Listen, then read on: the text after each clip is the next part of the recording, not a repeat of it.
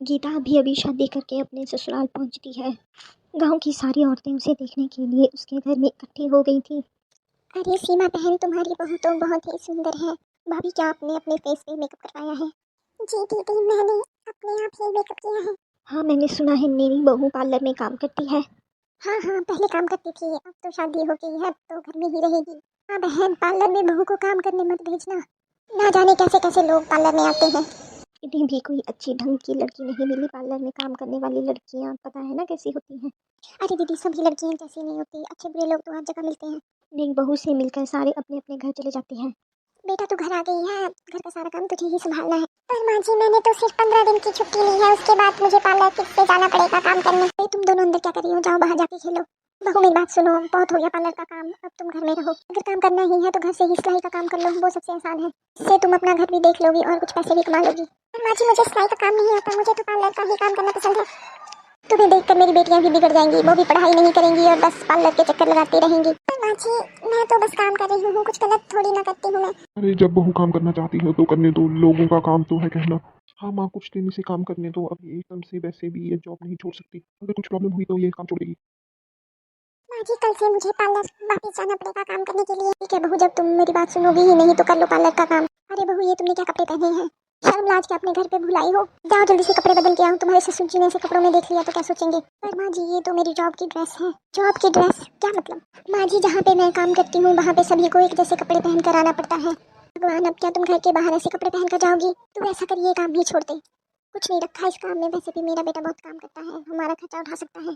हाँ गीता, तुमने तो कभी मुझे बताया ही नहीं कि तुम्हें पार्लर के लिए ऐसे कपड़े पहन कर जाना पड़ेगा। अगर तुम साधारण कपड़ों में पार्लर जा सकती हो तो ठीक है, वरना ये काम करना छोड़ दो। ठीक है, फिर मैं अपने ऑफिस में जाके पूछती हूँ, अगर वो मुझे सूट सलवार सूट पहनने दे तो। हाँ, इन कपड़ों में यहाँ से मत जाना, यहाँ से सलवार सूट पहन के ही निकलना। देखो इन कपड़ों में कितनी अच्छी लग रही है। घर की बहू साधारण अच्छे कपड़ों में ही अच्छी लगती है। अरे गीता, तुम ये कैसे कपड़े पहन कर यहाँ पे आ गई? जाओ जल्दी से अपनी यूनिफॉर्म पहन के आओ।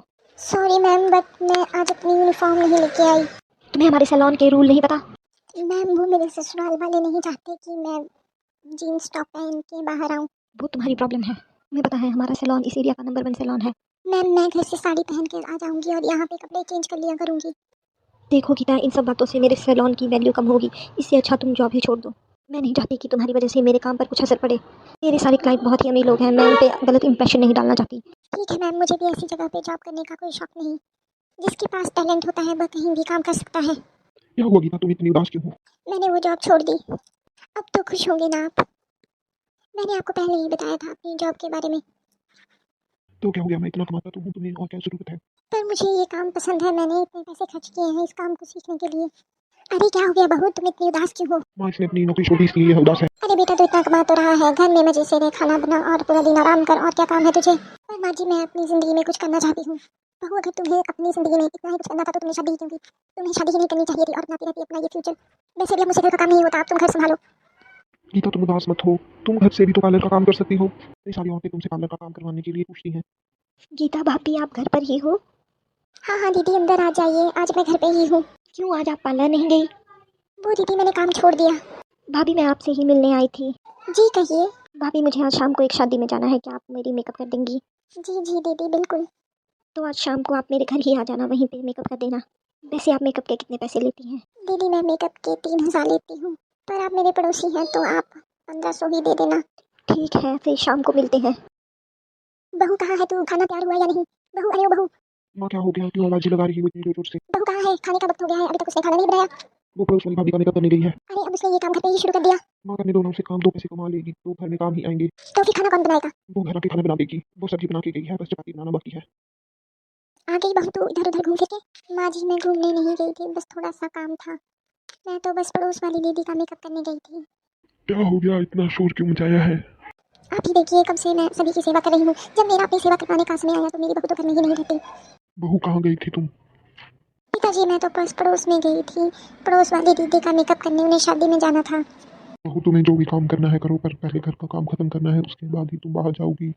पिताजी, मैं अपना काम शुरू करना चाहती हूँ, मैं घर से ही काम किया करूँगी। हाँ पिताजी, वैसे भी खर्चे बहुत ज़्यादा बढ़ चुके हैं। मेरे अकेले की कमाई में ये घर चलाना बहुत मुश्किल होगा। अगर गीता भी कुछ कमाएगी तो घर में ही फायदा होगा। ठीक है बहू। अरे मेरी भी तो बात सुन लो, मैं भी तो इस घर में रहती हूँ। हाँ बोलो। ये मेरा घर है। और इस घर में ये पार्लर वाले का काम नहीं होगा। अगर तुम्हें पार्लर का काम करना ही है तो फिर बाहर जाके करो। ठीक है, फिर मैं अपनी दुकान खोल लूंगी और मैं घर का काम नहीं करूंगी। अब मैं बूढ़ी हो गई हूँ। ठीक है माँ जी, मैं घर का सारा काम खत्म करके ही दुकान पे जाया करूंगी। पर मेरे पास इतने पैसे नहीं है जो मैं दुकान किराए पे ले सकूँ। कोई बात नहीं, मैंने अपने कुछ पैसे बचा के रखे हुए हैं, हम उससे कोई दुकान किराए पर ले लेते हैं। ठीक है गीता, कल ही हम दुकान ढूंढने के लिए जाएंगे। दुकान मैं घर के पास ही लूंगी ताकि मैं घर का सारा काम भी खत्म कर सकूं। और एक बात गीता नहीं, बहन, जब ये काम दुकान अच्छे तो से बहुत चल अच्छी पड़ेगा है, तो यहाँ हम पे इस तो दुकान काम की भी बहुत मरम्मत आएगा। करवा लेंगे। धीरे धीरे गीता की दुकान पर बहुत सारे लोग आने लगे। गीता का काम बहुत ही अच्छा चल रहा था। थोड़े थोड़े पैसे इकट्ठे करके उसने अपनी दुकान की मरम्मत भी करवा ली। अरे गीता बहन, आपने तो इस दुकान को चमका दिया। ये दुकान तो बहुत ही सुंदर लग रही है। भाभी जी, आप यहाँ पे अकेली बैठी हैं, बाकी सब कहाँ हैं? अब क्या ही बताऊँ बहन, मेरी बहू तो दुकान खोल के बैठी है। अब मुझे अकेले ही सारा घर का काम करना पड़ता है। और मैंने तो सुना था कि वो घर का पूरा काम करके ही पार्लर जाती है। वैसे एक बात कहूँ बहन, आपकी बहू तो बहुत ही ज्यादा गुणवान निकली। उसकी दुकान तो बहुत ही अच्छी चल रही है। मुझे क्या पता, मुझे तो कभी लेके ही नहीं गई अपनी दुकान पे। अरे क्या बोलती हो आप, सभी को तो बुलाती रहती है, आपको नहीं लेके गई कभी? माँ, आप यहाँ पे अकेली बैठी हैं। अब क्या करूँ बेटा, अब घर में मैं अकेली ही रहती हूँ तो तुम सभी तो बाहर चले जाते हो दिन भर काम करने। हाँ, कभी कभी गीता के पार्लर पे घूमने ही चली जाया कीजिए। बेटा जब कोई बुलाएगा तभी जाऊंगी ना, जब कोई मुझे बुलाता ही नहीं। हाँ जी, वो आपकी खुद की दुकान है, आप जब मन चाहे तब आ सकती हो। ऐसे दुकान की मरम्मत का काम चला था, इसलिए मैंने आपको अभी तक नहीं बुलाया।